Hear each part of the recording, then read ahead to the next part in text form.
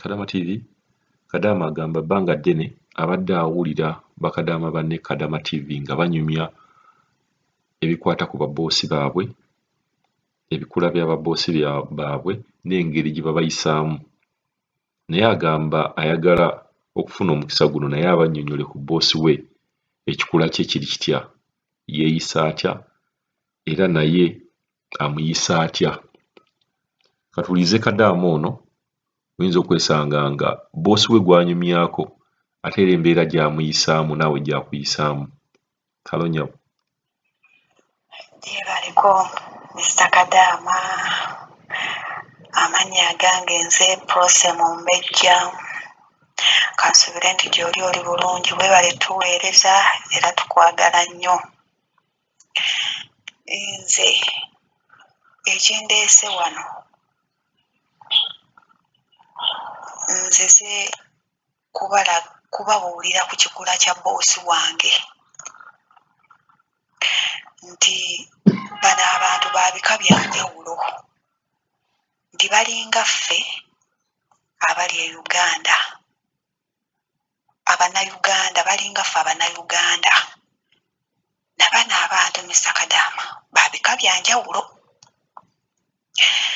Mulimu olinga muyombi n'okukuba ng'akuba, mulimu omukambwe ennyo, mulimu omugonvu, mulimu n'omugonvugonvuko. Ate ne wajjira kibeera ekibi nti bano abantu be tulimu waabanga teyatambulako n'agenda asomerako mu nsi ez'enjawulo nga Amerika oba ensi endala zonna ez'enjawulo, bano abantu tebabeera bangu nga tatambulangako mu bantu ab'enjawulo ng'abeera wano lubeerera mu nsi ye. Kivudde ku ki njogere ku kintu ekyo nti abantu bano banjawulo? Kubanga nze ekikula kya mukama wange kizibu nnyo nnyo nga bwe mukiwulira, kibi nnyo nnyo nnyo nga gye nkomeza. Kuba mukambwe ekiteetaagisa, kubanga nga yanyiize Mr. Kadaama n'atandika olutalo mu nnyumba. Omusajja yeekweka, abaana abawala ne beekweka, abalenzi ne beekweka, nammwe abawala ne mufunako gye mudda abakozi. Wulira,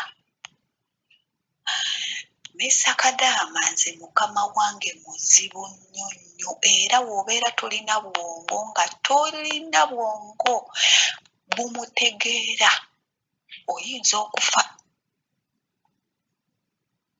Kuba ye muntu ayinza okukola ekintu n'amala n'agamba nakoze kyaki, naye nga teyakikoze, kiwedde.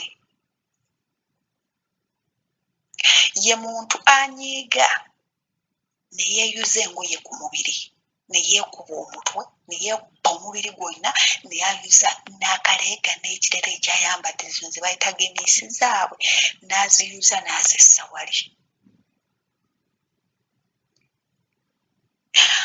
Kati nze bwe nakitegeera nti kyekikula kye, ze mbeera ze Mr. Kadaama. Ne ŋŋamba oke, kyekikula kyo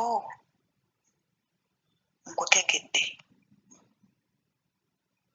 Ne bw'ayomba ne bw'akola atya simunyega, wabula mu ebyo bye nkola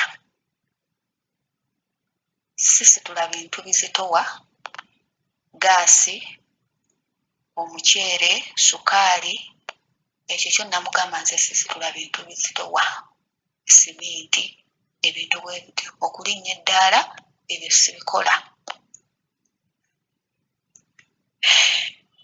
Nsitula ekintu kye nsobola, era nze nabagambirawo ekizitowa sikola ki, sikisobola. Kuba wano singa nali nga seebeereramu, nsuubira ovaawo oli mufu. Tetuganye tuli bakambwe, nabo bakambwe. Naye ono owange si ye muntu gw'ogenderako nti kambukambuwalire. Ofudde. owange Kaswa Mukambuwalira owedde ate nga wadde mba kukola kyayagala oba akusa oba akufumisa ekiso ogenda kuwoza omufu awoza n'omulamu Mr. Kadaama omufu tawoza na mulamu Mr. Kadaama aba akusse kati nkubiriza baganda bange bonna nga bali eyo nga mukama wo bw'atandika okuyumba naawe omuddiza ebigambo bannange bw'oba olina mukama wo nga alinga kyekikulu ekyange salawo eti gwe mulage nti oli musiru mu bimu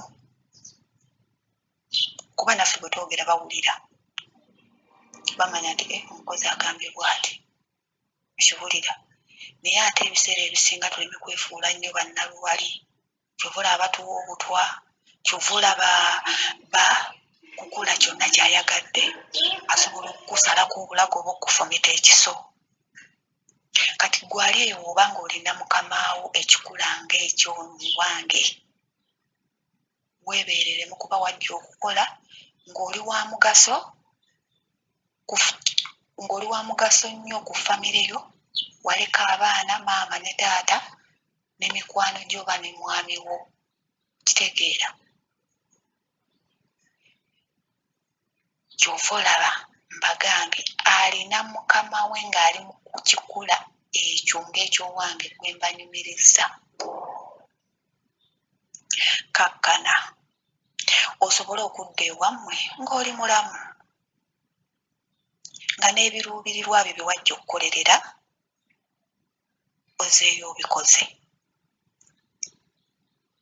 tetuganye tuli bakambwe tuyumba ate nabo bakambwe nnyo ate be bantu abalina obusungu obubi bo balina obusungu obubi ekyo kyo tulina okukimanya Mr. Kadaama ate batereka ate abaana abamu bambi olumu bagenda ne bagwa mu buzibu olumu lwa lukaalikaali kuba bwe mwesisinkanaga mwenna muli ba lukaalikaali muba temugenda kusobolekera omu abajja kutta munne nze ono owange singa nali wa lukaalikaali nkugambye ye muntu akutta n'amala neyejjuza nagamba nakoze kyaki naye ng'akusse kuba nze we natula bwe nti ne mupima amagezi ge omwana w'omuwala n'aŋŋamba nti oyo kyekikula kye